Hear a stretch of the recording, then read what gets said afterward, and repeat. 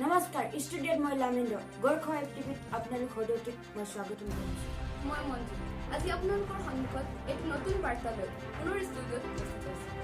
সদৌ অসম ভিক্ষু সংঘ অসম অৰুণাচল থেৰবাদী বৌদ্ধ সংস্থা সদৌ অসম বৌদ্ধ মহাসভাৰ উদ্যোগত আৰু সমূহ চৰাইদেউ জিলাৰ বৌদ্ধ ধৰ্মাৱলম্বী তথা দিচাংপানী শ্যামগাঁও ৰাইজৰ সহযোগত ৰাজ্য কৰ্মবীৰ নন্দকুমাৰ মহাসভীৰ ভান্তেৰ ৪৫তম মৃত্যু বাৰ্ষিকী তথা প্ৰয়াত বৌদ্ধ ভিক্ষুসকলৰ স্মৃতিচাৰণ বৌদ্ধ জনগোষ্ঠীয় সাংস্কৃতিক সমাৰোহ আৰু সদৌ অসম বৌদ্ধ মহাসভাৰ ৭৬ সংখ্যক ত্ৰিবাৰ্ষিক অধিৱেশন দিচাংপানী শ্যামগাঁৱৰ বৌদ্ধ বিহাৰত উলহ মালহেৰে পালন কৰা দেখিব পোৱা গৈছে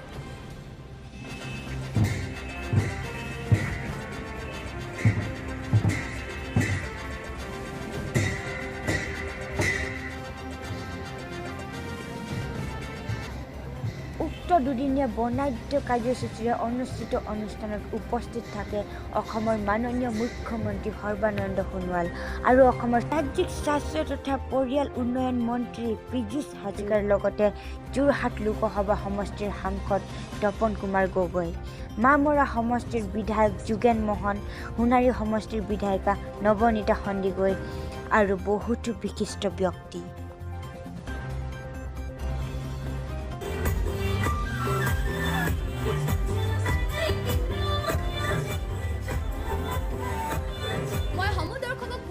জনাও চৰাইদেউ জিলাৰ দিচাংপানীত সদৌ অসম ভিক্ষু সংঘ